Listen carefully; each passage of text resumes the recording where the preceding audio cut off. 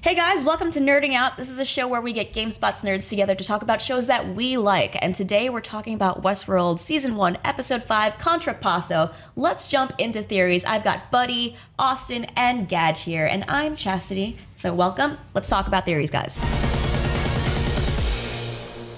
Timelines. I'm so confused, Gadge. I don't know what's happening. So I feel like they're trying to throw us off because we see Lawrence twice. And did he have enough time to reset?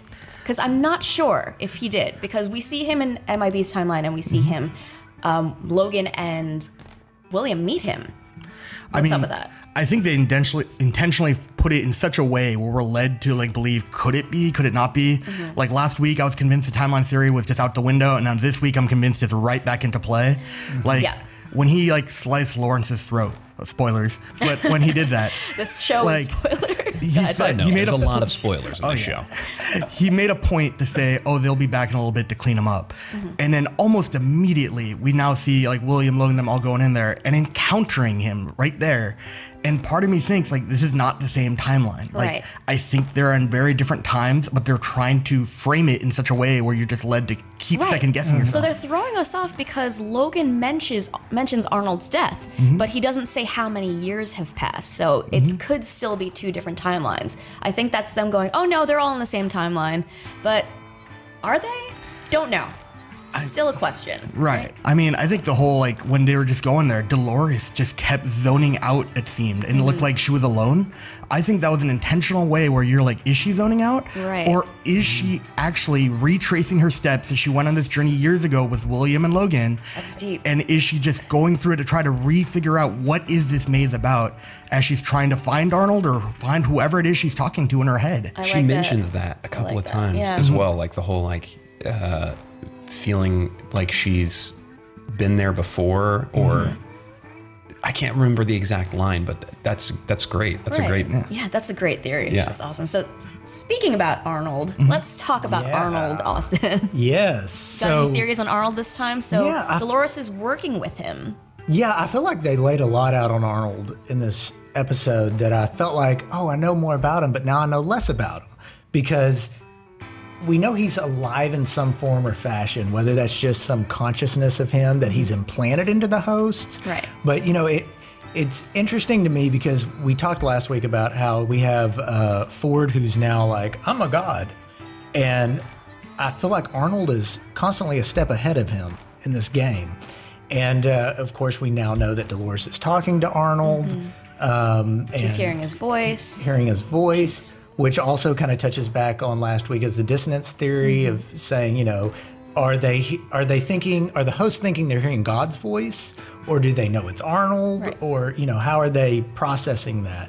And another point that I thought is cool to make, that if you go to the Westworld website, they have a chat bot on there that you can talk to, and I was asking it, who is Arnold? And it starts kind of, jabbering on, and then it gets cut off and has an error come up. Ooh. And within the error, it says, hell is empty.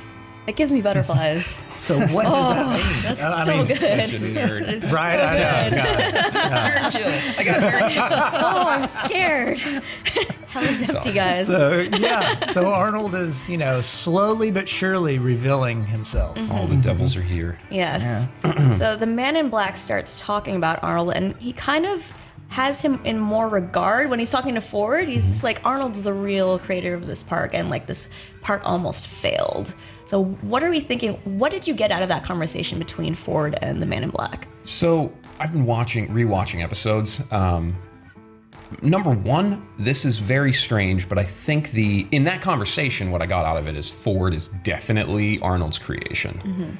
The man in black was like, dude, Arnold created this world and then, killed himself. Killed himself? Or did you kill him? Huh? Yeah. The reason why I think that Arnold is the creator of Ford, of everything, is because of the way that the Man in Black didn't hold him in deference. He held Arnold in deference and was kind of annoyed by him. Maybe not annoyed, but just treated him just like everybody else. Everybody else. No different. He threatened him, and Teddy went into this crazy, Teddy is dead. Teddy's full of full of what's his name? Lazo. El Lazo. He's got gallons of El Lazo sloshing around as it was, and all of a sudden just goes and gets all crazy with the knife. Yeah. I mean that was automatic. Like I said it before. I think Ford's tapped into the Matrix because he's a host. He's a host. He hangs out with other hosts. He's got no compassion for other hosts. Right. And I don't know. It doesn't add up. I think though. I agree. I'm not 100% sold that he's a host, but I really like the theory that he is. Yeah, I mean, me neither. But I mean, I think the theory is cool. I also think from episode 2, the storyline of Wyatt. Episode 1, episode 2, episode 2.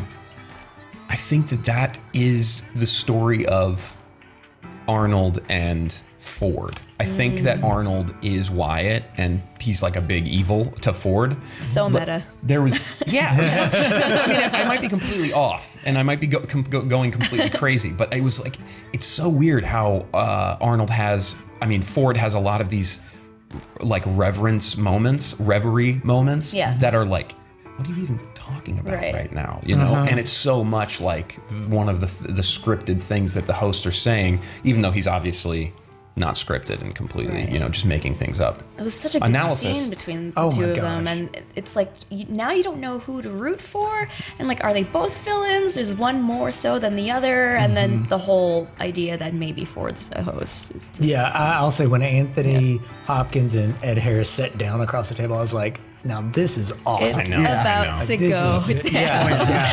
Anthony Hopkins just nails that character. Yeah. Whatever he is. Exactly. Anthony Hopkins is amazing at it. I agree. Okay, so we cannot ignore that Elsie found a device inside that host's arm. Yeah. And what was that? What does it mean?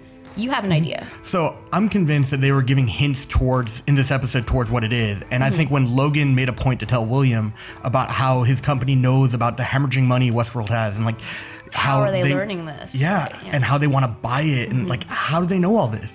And I think that they have that insider, like who's working with them, I don't know, but someone's planted that device inside his arm. Someone is remotely controlling the hosts outside of the park. Remotely controlling and gathering that data. And I think when Elsie, and I think his name was Stubbs, like came across that host who was going up there, I think he intentionally destroyed his mind to try to like, almost like a self-destruct protocol to get rid of whatever information he could. I agree. So that way they can't even find whatever is going on there. Yep. And her discovering that was only because she had that insider info on Necroperv or whatever he called them. Yep. Yeah, that's very interesting. Yeah, we got to see a lot of these people that were behind the scenes that we hadn't seen before, and they're developing their storylines, and they're very interesting. So now we have Maeve, who I feel like was awake the entire episode, just gathering that information for blackmail, and now she's going to use Felix, and yeah, you see in like the preview for next week that she's going to use him probably to like program Do her. some coding. Yeah, it's like, don't mess with my head. I want to keep everything. Yeah. Thurman coma. But she definitely waited till he learned how to code that bird. Like she was waiting and biding her time. And so once he figured out how to control the bird, she's like, it's time. It's time. He's ready. He's ready. Oh, I love it. The girl power at the end of this. Oh, yeah. And the scene with Dolores and the gun. I'm not a damsel anymore. Yeah. She's Imagined a story in which I'm not a damsel anymore. Yeah. Man. it's pretty awesome. Dolores and Maeve taking control. The real heroes of Westworld. Why am I rooting for robots? I don't know, but they're great. They're great. That's what can I say? Yeah. So what about that preview of things to come? I mean, I don't know what the timeline is, but there was a lot of naked Maeve in it. And, I think there's just going to be a lot. My prediction, tons more naked Maeve in the series. There was when is she not naked? There was so much nakedness in this episode, so maybe there's just going to be more nakedness. Well, I think it's obvious that we're coming to a war as well. Yeah. So we're going to see there's a lot more of explosions coming. I saw those as well. So yeah. We should. A relationship brimming between Dolores and William. What does that mean? True. Are they going to be the Romeo and Juliet of this series? And is William going to start turning black hat? Maybe. Like he said, I'm not pretending anymore. Right. Yeah. Yeah, he's had it. He's had it. Left that dude in prison. But that guy did smirk. It's like he was proud of him. He's like, he's doing it. So next week is called The Adversary. So join us for talk about Westworld next week. And I'm Chastity with Buddy, Austin, and Gadge. Thanks for joining us. This was Nerding Out. See you next week. Nerds. Oh, yeah.